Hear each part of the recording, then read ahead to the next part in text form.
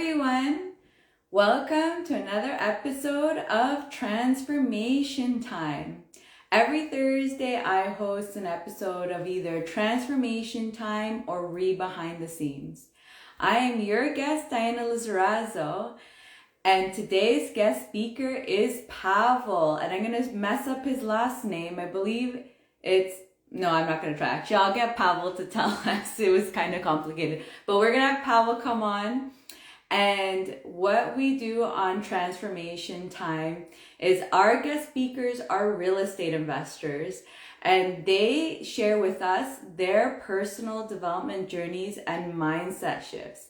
They do this so that they can help you through their stories. They can help you with your journey and helping you learn from their experiences.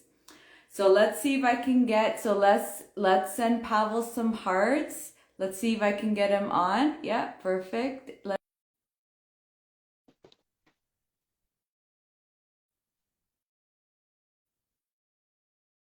Yeah. Hi, Pawel. Do you want to say your last name? I was gonna try, and I was like, no, I don't want Yeah, to. it's hi. Yeah, it's a little bit complicated. It's Polish, so it's long, and it has different small vowels. So it's pronounced Blazejewicz, but in this side of the pond, no nobody uses that bit. So yeah. How are you? I'm good. I'm good. How are you? Not too bad. Thank you very much for having me. Yeah, thanks for coming on. So let's start with first just telling the viewers a little bit about you, what your real estate, what kind of real estate investing are you in, how long you've been in, whatever you'd like to share. Sure. Thank you. I started investing in 2007. My wife started in 2005. That was still when we were living in Poland or in Europe at least. And yeah, that's the moment. 2007 was a breakthrough year for me when I realized the power of real estate, or I started imagining what it can be, and that's without the knowledge that I gained in after moving to Canada, because over here it's completely different and different rules, different financial products that you can tap into, and it's just so much more interesting because we're in buy and hold type of a couple. So we I think we sold only once. The investment property, I mean, right? We've bought houses and sold houses for our personal use, but the investment properties, whatever we gather, we still have, and we just seeing what it's doing, and the snowball effect just getting bigger and bigger and bigger with every purchase. Once we converted into multifamily after moving to Canada, I think we bought it in 2020. Was the first multifamily that we bought in Canada. So we moved on in 2016. Then a year later, we got a primary residence. Yeah, we started learning about all these HELOCs and being able to tap into the equity of the house. I'm like, what do you mean you can do that? So I didn't know that you could do that, because in Europe, none of the countries that I used to live in allowed to do that, right? It's like there would have to be a significant change in your life, like a health crisis or something, they would allow you to do that, because they're very family oriented, and they think they're going to do a better job protecting my family than I would, which is fair enough. It's like I think for most people it does apply, but over here you can do pretty much whatever you want with your money, right? Which is great, fantastic. So once we learned that, we bought a do-upper. It took us 4 years to bring it to a level that, or 3.5, to the level that we're happy with. It was from the bottom to the roof, pretty much all was done, and that allowed us to not only upgrade the primary residence, but also turn it into 7 rental units after we learned how to do that. We spent 2 years learning how it's done, right? While we were upgrading the primary residence with the thought of selling it later on, it turned out that this is like whatever door you open in real estate investing, it's like there's just more doors to open and more questions, and it's That's very exciting, 100% true. right? It's very exciting. Whatever thing you're into. I even created a small diagram. I think there's like 9 or 10 different options on which way you can go in real estate investing. So when somebody says I'm a real estate investor, that can be completely different to what I'm doing. You know what I mean? Like it's super interesting. 100%. Yeah, and to listen to 100%. people's stories, right? It's like why did you pick this, and how did you figure this one out? Yeah, it's amazing. I think it's once you hop on that train and you really get passionate about it and you want to learn about the new strategies, that can take up the pretty much the whole day, no problem, every day. Completely agree. And I just wanted to backtrack a little bit, and you were talking about that you were investing in Europe. What even got you interested in investing when you were in Europe? We knew about cash flow. We understood that concept, so that wasn't anything new. We're from Poland.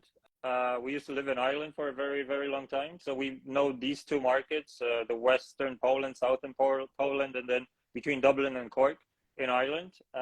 We know them very well. We've done good few, transactions. We did few flips in Poland, because in Poland, in order to get to an apartment, you need about $50,000 Canadian dollars, even now. So it's not the most significant amount of money if you think about it from this perspective, being in Canada.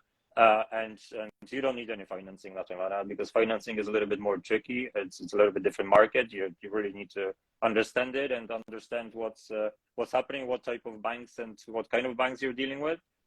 So let's say the inflation right now in Poland is over 20%, right? So that gives you an impression on the difference in the market, right? So if you're I come from a blue collar family, so we didn't want to have any credits or any loans. That was a big no when I was growing up, right? And then you can imagine my surprise when I moved to Canada, and all of a sudden it turns out it's the other way around, right? So I was like, oh well, that's interesting shift, and we started going into this. But whenever I talk back with my friends in Poland, well, it's a completely different type of a mindset, right? So I do appreciate that they're in that atmosphere and that country, that this is the right way to do it over there right now, especially with the interest rates, right? We had a huge amount of interest rates over here. Over there they had twice as much, right? So it's getting tricky for people to make the ends meet now, right? And it was the same thing. The boom was happening in the last couple of years, and between the European Union and Poland joining the European Union in 2004. Well, the last 20 years it's just been go, and the money was flowing left, right, and center, right? So you could feel that in Poland, right? Every time I go there, it's a completely different country to the one I left, right? So that's fantastic to see. But yeah, well, you can't plan life, right? It's like there was a conflict on the other side of the in Ukraine. And I think it's a great asset, actually, that you've actually basically had the opportunity to see two different worlds. Like you said, in Poland, like HELOCs don't exist there. I feel like though everywhere about the debt, like a lot of us think that debt is bad, like it's been raised in us, ingrained in us to not believe that debt is good, is like a good thing. But I can see that, I think you've had like a benefit to have these very two different types of environments to do investing in real estate, to even probably make things more creative or use from each side certain things that you think that will benefit. Yes, and we're going to be utilizing the knowledge that we gain over here in our dealings in Poland and later on in Ireland as well. But that's further down the line, right? So like for now, what we're focusing on getting more multi-units under our belt in Canada. We are mainly in Ontario right now, but we're expanding to Alberta. I just came back from Alberta last week. Lovely place, good cash flowing, portions of that market, good deals that you can still find, especially right now. So yeah, we have something under contract right now, a fourplex that we're waiting for an inspection to happen, and if everything goes well, we'll have the first purchase in Alberta, right? So that's going to open more doors right now, right? So it's super interesting after diving into this community as well, because this whole real estate investing portion comes with this break as well, that you get to talk to people that are like-minded people, and after joining few master groups and talk to people, investors like yourself and others, right? That's your experience, that I know that it spans between private lending and flips and buy and holds. So it's really broad and a fountain of knowledge of that you can dive into, and you pick what works for you. And for us, we like the steady and slow approach with buy and hold. It's not super exciting, but it works. So we want to make sure that we're stable in Canada, and then we'll see what the future brings. It might be, I can see US being quite, open for business as well. So maybe in a couple of years we're going to expand there. But for now, we're focusing mainly in between Ontario and Alberta right now. Awesome. And so how is, because you're dealing with your properties long distance, which I'm sure has given you confidence to help you with the Alberta, which is going to be long distance. What did you do to help yourself feel comfortable with dealing with real estate that is at a long distance? We built a team. So in every province or every actually town, if they're spread so between themselves, we have a property management team. So we built this business kind of without us in it. We're not looking for another job. I do IT. My wife has their own thing going on as well. And we like this. I have that engineering itch that IT does it. And I work with a great company that allows me to do so many different things, and I'm very happy with that. But when it comes to real estate, I cannot be going up there and doing showings and stuff like that, because I don't really have interest into that. I like to outsource that to people that do it professionally. And so far, we've been super happy with the performance and the level of service that they're providing, right? And they will help you, and there's always open door. And if it's Sunday, 11 p.m., we had a flood last year in North Bay, one of the properties, it got flooded, 2 feet of water. And thanks for their quick response, we were able to save money, right? Because we only spent whatever amount of thousands, but it wasn't going into tens of thousands, right? So that's pretty much what we want. We want to work with people that we can rely on, that understand what we expect for us, because we've been landlords for so long now. That quality of a tenant is the most important thing. The money is the secondary thing. Of course, well, it needs to check out. But I don't mind, renting for a little bit less to a good tenant rather than get every, last penny out of that apartment, whatever. But I completely agree with you. Yeah. It's so much easier, right? And it allows us to. Some of our tenants, they've been there for like 7-10 years. One guy has been 11 years, right? And he's not going anywhere, and we respect that. He treats this apartment as his own place, right? So it's nice to go and check it out, and he will just show you, because we do pop in every year. We try to, if it's not us, it's somebody comes in and checks the state of the property, because you still need to check up on what's happening. It's still yours, right? Nobody's going to be taking care of your stuff as yourself. 100%. So far, it's been fantastic. So we try to do it the same way in Canada, and now in Alberta, I'm trying to find property management in that central Alberta that's I will work with. The rest of the team seems to be already assembled, so I'm super happy with how it turned out, and I've learned so much from them as well, because Alberta is a new market for us, right? So different rules apply, different the main reason was that we started looking is the cash flowing business, is the cash flow portion of that, and the option that you have a little bit more control over your building. So if you have a problem with your tenants in Ontario, that might take a significant amount of time. In Alberta, that's shortened, right? So there's pros and cons to every market, right? It's like there won't be too much appreciation in Alberta, but again, in Ontario, the appreciation is there, right? So if we can balance that out, I think it is going to be a good mix. 100%. Great points. And so what about let's go back to when you started investing. What kind of changes did you see you had to do in yourself to start getting into real estate? Well, first of all, you need to, once you understand the concept of cash flow, so you're spending money, or not spending, but you're allocating the money somewhere. And then I started looking 5 years forward. So I didn't really care about this quick buck type of thing. I knew that 5 years is going to go by anyway, if I do anything or not. So I decided, okay, wait, so it's bought a couple of apartments in Poland, rented them out. And at that stage, I was living in Ireland, so it was a little bit easier for me when it comes to the finances. I got it under my own name because, well, I didn't know any better than any corporations or something. That only started when we moved to Canada. And yeah, so with every next purchase, it was just getting easier, right? The bills were lighter, and even not living in Poland, investing in Poland. Again, it's a big drop between Irish market and Polish market, right? Polish is way cheaper market to get into. In Ireland, you need pretty much Canadian prices in order to get into a house now. I mean, like Ontario prices. Maybe Canada doesn't tell you too much, but Ontario around Toronto type of thing. And in Poland, again, $50,000 and you're in, right? So, which is a significant amount of money over there if you live and work in that country, right? So, we spotted out, the more tenants we got, we started looking into systems, because it turns out that all of a sudden you have like 11 tenants.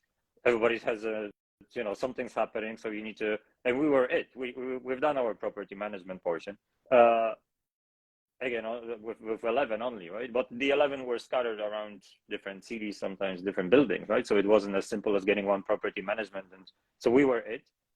And I know it's not my passion. It's like I do it because it was mine, but now somebody else is taking care of that, right? So it's we don't have to do that. Plus we sold most of them, right? So we have only a couple of flips going on, and now we're leaving Poland for a little bit up until everything comes down, and then we'll go back to that market. But for now, I think that it's a little bit too risky. Mm-hmm. And so you're saying you did a couple flips. What about that? How did you feel getting into it? Because flips, I know for a lot of people, it's a very scary thing. What did you have to do to kind of reduce those fears and be able to, take action on a flip?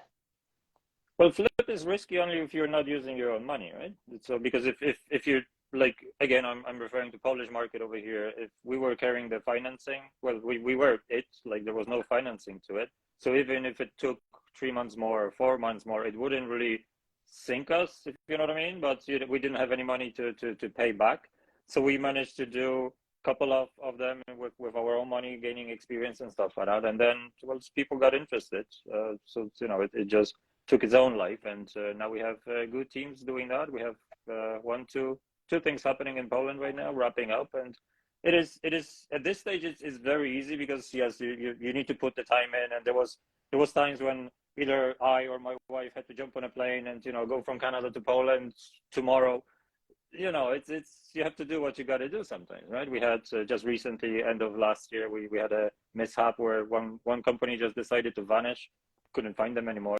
So the project was in the middle, so we had to my wife hopped on a plane and sorted that out. It's like, so yeah, it's once you have a good partner and you're aligned with where you're going, I think this changes a lot as well, right? It's because if there is a miscommunication inside your household, and you're trying to go right and the other person thinks you're going left, that might cause a little bit of friction as well. So I think we have a good 100%. thing going That's on. a great point. Pardon? Sorry, you're going to say I something think we have else? a good thing going on over here. I think we're aligned with where we're going. The plan is clear, and the plan seems to be working out. And especially with this acceleration of multifamily right now in Canada, wow, this is game changing. 100%. And that is a great point that you're talking about, having a good team, having a good partner, like being able to communicate or understand each other, and like that, like, if someone has to go and it's like to Poland, so that's far away, but you're able to kind of, probably it was a very, like you said, it was a very quick decision, but you could do it because you guys understood the situation and probably were able to make very quick decisions to make it happen. It wasn't the first one, so it's you get used to them. It doesn't happen every day as well, right? So it's once a year. If it happens, it's going to attract the attention, right? I don't think the last couple of years we didn't have any incidents like that, because the local team was able to sort that out. But when the local team disappears, well then you have to go and fix it up yourself. So yeah, but it's all doable, right? It's like if the other person can support you and support whatever's happening in here, well, that releases, again, that was a quick trip, right? So it's not holidays. The other person came back, and my wife was absolutely tired after this trip, right? It was a 3-day turnaround, go to Poland, sort everything out, hop on a plane, fly back. It's not easy, right? So and then Yeah, you're not only dealing with the stress of trying to get it all done quickly, but it's like, do the time difference also impacts, Exactly, that's right? another thing. So Yeah, it's like you're like trying to go run, get everything done. That. But like you said, that's something that doesn't happen all the time. But it's great that um, you have the opportunity to do those kind of things if you need to. You don't. It exactly. doesn't stop you from making it happen because like that. Like when you do get in a tough situation, I think that's like a testament to you as a team or as a person, right? Because it's like when things get hard, you got to figure it out. You got to problem solve, and it has to get done, or else the end goal, if it doesn't happen, the end goal could be the failure. Like it just Yeah. doesn't end up working out. It could be a huge problem. So I think that's really great because it's basically what you're saying is, like problem solving is important, and you figure it out. What is the solution that best works for you guys, and you get it done. That is very true. And well, that's what the whole investing in real estate comes with. You're going to face problems. It's like you have buildings, you have pipes, you have electricity, you have different things happening, right?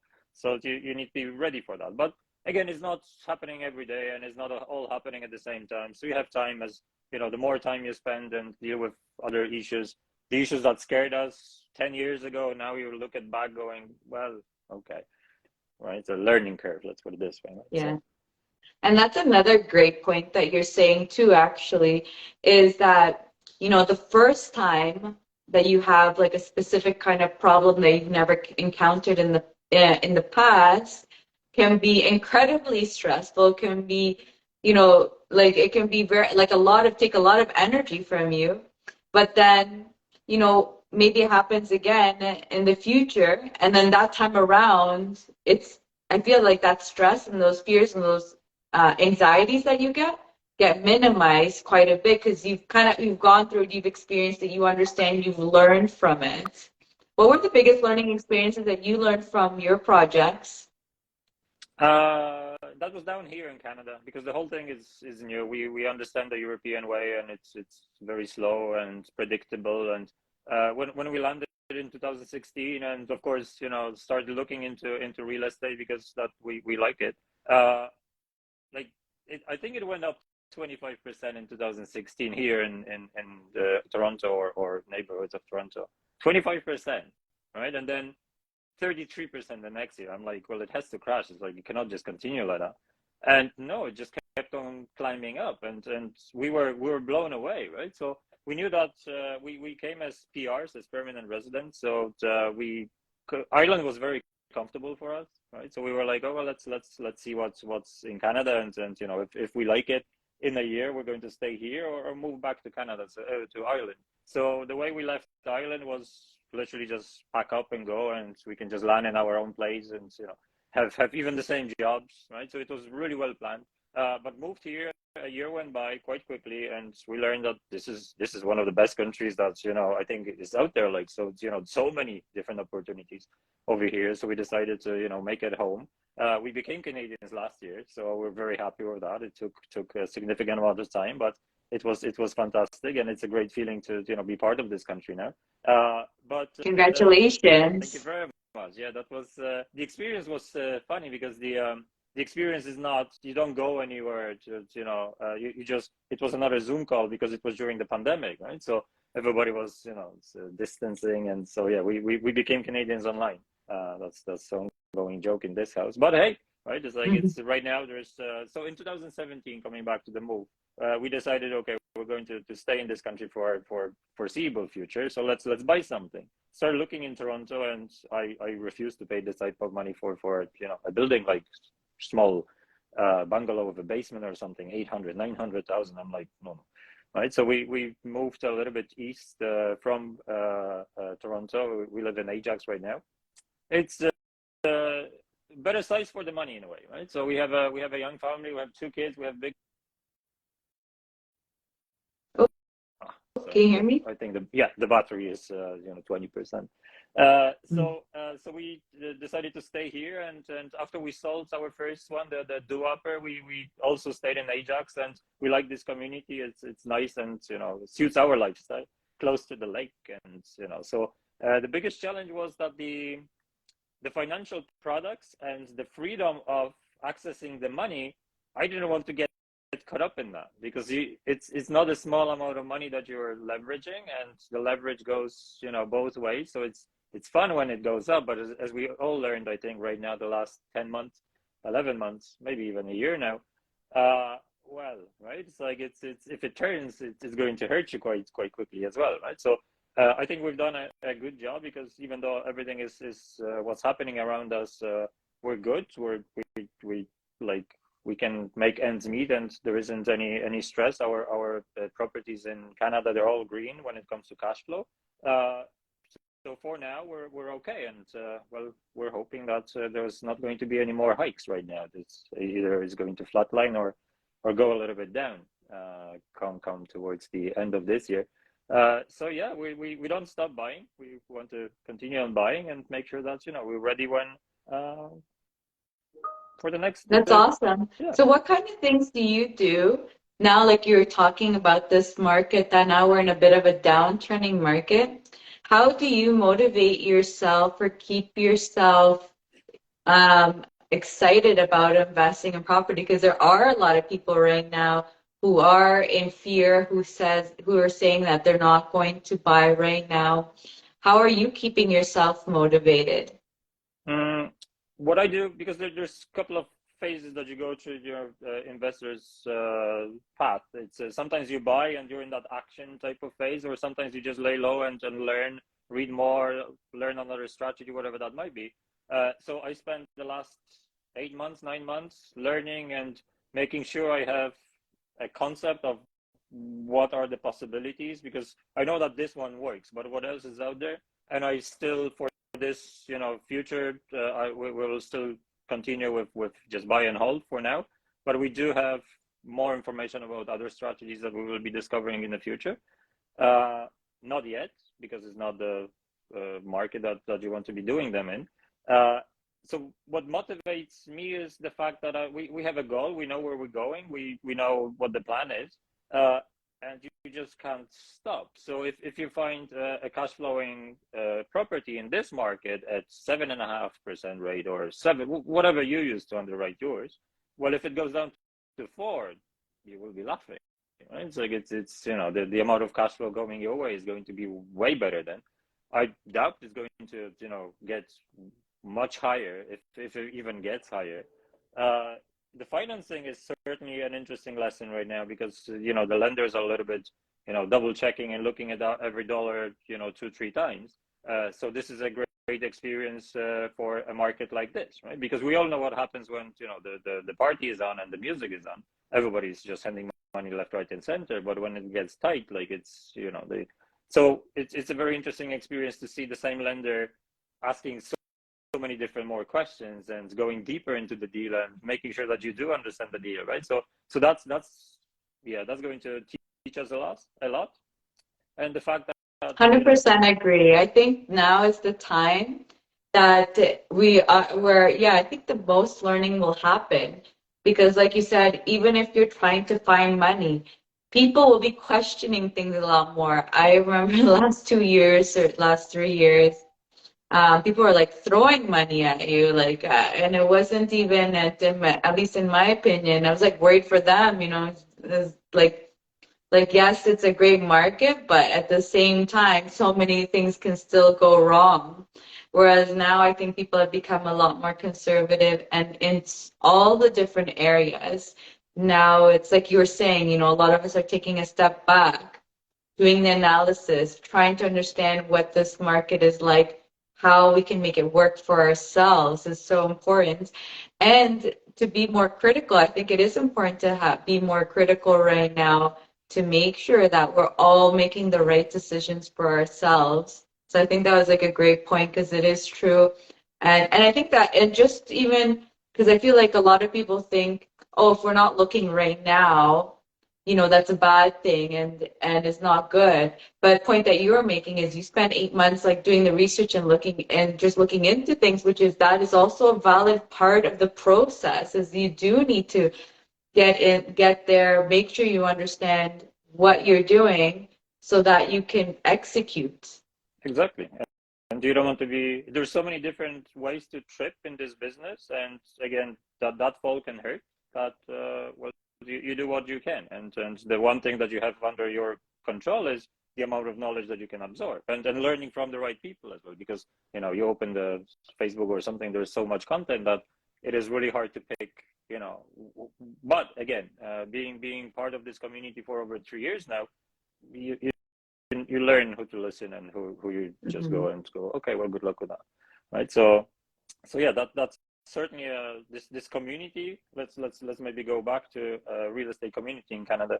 It amazed me how much knowledge sharing is there, and people want you to succeed, which was, you know, it's not that it's uncommon, but well, it's more uncommon than common in my previous experiences, and you know, with work and whatever relationships, business relationships I came across, right? That was, and over here, like, they know that everybody seems to have that long sight into the future. If it's not now, maybe our projects are going to align in 2, 3, 5, 10 years. Who knows, right? Because you're in this business for longer. At least we like to think that we are.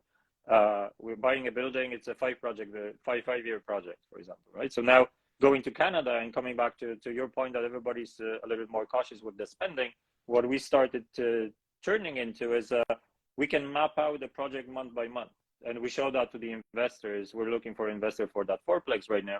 And we're going to show them exactly the plan executed month by month, what's going to happen. Of course, with some kind of a rough estimates and good guessing games. But the cash flow market and Alberta market, or like Alberta market, they allow you to have full control over the, you know, the lifespan of the project. And if we find an investor who knows that they're getting into, you know, a project for 5 years, well, it's not somebody that just wants in and out type of thing, right? Because it's 5 years is not short, but it's short on the other hand, right? It's like it's my kid just turned 8, and I don't know when that happened, right? So yeah, 100%.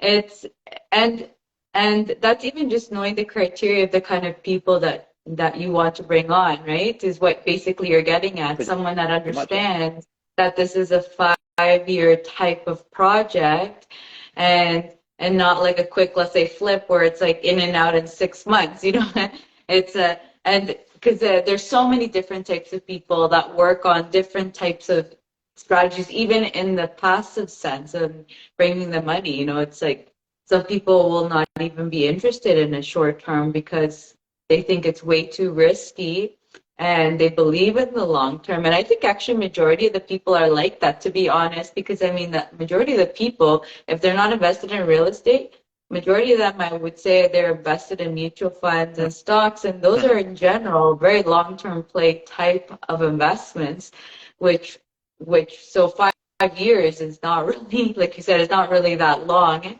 And it's almost the same thing. You know, you're investing for 5 years. It's like you get 2 different areas, right? Not only are you getting appreciation, but you're getting the cash flow, which That's at least right. with stocks, you don't really get that cash flow like in hand. Usually it's always having to be reinvested back and stuff. Exactly. And over here, there's different options, right? It's like usually we split, depending on, of course, every deal is different, but the split is usually 50-50 with everything. We like that.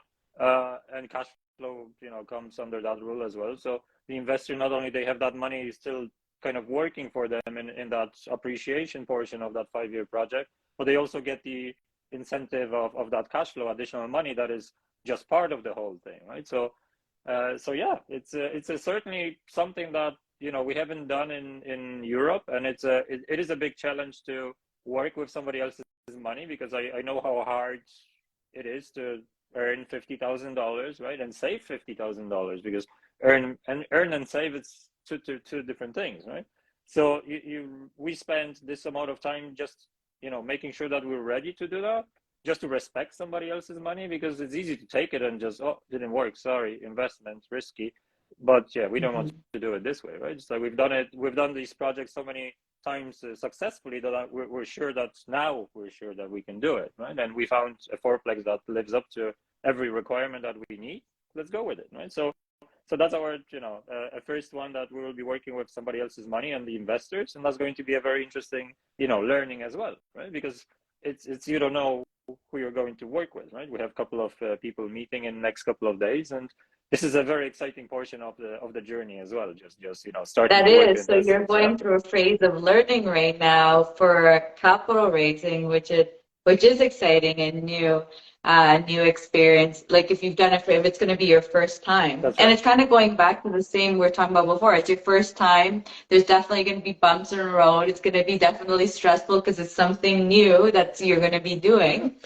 But definitely the learning experience will be amazing. So what kind of things are you doing since this is something new for you to prepare yourself and like that give yourself the confidence to go forward? Because I feel like one of the things, I mean, like you said, you've already done these types of projects in the past, which I feel like that's a huge stepping stone to give you confidence to obviously do this with a partner. But what other things are you doing to give yourself the confidence to do this with a partner? Mm-hmm. Well, I've been learning about raising capital in Canada. It was an obvious step when you start your journey and you start thinking about, oh, well, if we scale, what happens if we scale? And this question comes up quite quickly on the radar going, well, how am I going to be getting these 20%? Because you can do 1, 2, maybe 5 if you're, if you have it, but at some stage you're going to run over your money. And everybody says the same statement, but it doesn't sink in until you, well, at least for me, until I face that, I'm like, oh, okay, that's interesting. So I found master classes that do focus on real estate investing. I think we met in one of these, and I've been part of that for over a year and a half now. And every week, 3 times a week, we go on and different topics we discuss and we practice and go to the breakout room. So this has helped me to make sure that skill, I've done everything what I can to make sure that not only I understand the deal, I know how to manage the deal. I've been managing tenants for so long, so I know what I expect from that property management. But also the fact that now I can not maybe advise because I'm not licensed to advise, but ask for review the potential investor, what to look into, and what kind of benefits from different strategies. If they're going to use HELOC, maybe it's better than using the cash because the interest is tax deductible. All these small things that make a huge difference at the end of it, right? So if you fast forward a year or even 5 years, if you rack up that interest that you paid on your HELOC and it's tax deductible, then well, that makes a big difference, right? For yourself, right? So this is the incentives that we mention to them. It's not something that we say that it's coming through working with us because it's the government and how taxation systems work over here. But knowing these things has prepared us that and tested them, right? Because we've done it ourselves. And I like to test something on our snow globe over here first with permission of my wife, of course, and she's fully in control of what's happening as well. We have financial coaches that we work with. We meet with them 4 times a year just to make sure that everything is falling in the right and how the money is flowing and implementing different strategies. So it's lately we've been working the last 3 years on implementing this become your own banker type of approach, right? Where you have whole life insurance and you borrow against that. So this is a very interesting one. And this year we're going to be testing the solution, right? So 3 years in making with a big question mark, will it work? Everybody says it will, but until you actually see it, if it works, you don't know, right? But this year, in about month and a half, I'm going to have an answer for that. So I'm looking forward to this. So, That'll be we plant these seeds. interesting to hear. You should let us know how it goes. Yeah. Because I mean, I feel like that's how everything goes, right? It's the proof of concept. And even as you're saying, that proof of concept, you do it yourself and you see, does it actually work for you or not? Does it need to be tweaked or not? That's right. Is it perfect the way it is? Or do you need to do something different? Well, and especially, I think life circumstances also impact a lot too, to decide if it works for you or how you evolve it to make it work for the changes in your life too. Yeah, because every situation is different, right? Your situation might be completely different to mine. What works for me might be 100%. Yeah, Oh. so that's sorry, it's the battery 10%. I have a charger ready if we need. No problem. Yeah. So it is fantastic, and for you to understand if you work on that long time mindset type of thing, we planted that seed 3 years ago, and we're going only to see the fruition of it, just a bit of it, just now. But you had to wait 3 years and go with the plan, and it's not just you open something and it just happens. You need to mind it, right? So yeah, we work with people that are helping us understand how the money works and in Canada, and how the money works on all in, because it turns out that I learned something about money that I didn't fully appreciate it before. So it's a fantastic journey. Like, it's between the real estate, and the fact that we have two children has changed so many things. We have one Irish boy who was born in Ireland, he's 8, and the other Canadian that's. Oh, did it freeze? Oh, did we lose him? Maybe. But I think it's great to hear these kind of stories, because something that he was alluding to that I just want to let everyone know about while we wait for Pawel to come back on is that, okay, Pawel, I just wanted to say, actually, I was just saying that there was something that you were mentioning that I thought that was very important, that I think all people need to hear if they didn't hear this coming from you, was that things don't come immediately. Work is required. It does get easier because, like that, if it's something new, first time you're gonna it's gonna be stressful. It's gonna dread it, but it gets easier and easier. But the important thing is that it doesn't happen overnight. Exactly what you were saying, and it's all about the long-term play. Like you said, you did this infinite banking. Now it's 3 years. Like, you had to wait 3 years, or you're waiting 3 years for it to see if it works out to the way you expect, or even just how you're going to use it and things like that. So I wanted to reiterate that, because it is very important that we all understand that, like, it takes time to do anything, especially if you want to be successful at it, and being okay with that, and believing, having that trust that you can do those kind of things, and that it's okay to wait, take time. Like, it could be a year, it could be 2 years, depending on what your goals are. It could take time, but being persistent and having the faith and believing that it will happen, and doing that research that you need, which I feel like having that research kind of also helps you believe to get things done and continue moving forward. Pawel, are you back again? Yeah, I am. Sorry about that. Okay, perfect. Yeah, I just wanted to say that because I thought that was very important. Although for some reason you keep on coming out. I don't know if the internet's going bad. But I just wanted to ask you, the next question was, Sure. So what is your 10-year, that big goal that you're trying to achieve now? And what kind of changes are you trying to make sure that you achieve that big goal? So the fact that we need to be the foundation need to be set properly. I think with the next 3 buildings, we're going to achieve that goal. And it's why I joined one of the another group that's they're running an unshakable investor, they call it. And I like that how they phrased it. It's you actually become one, right? Because you have your foundation so much spread and in the ground now, because it's been. Oh, I think we lost him again. Let me just check. Oh, sorry.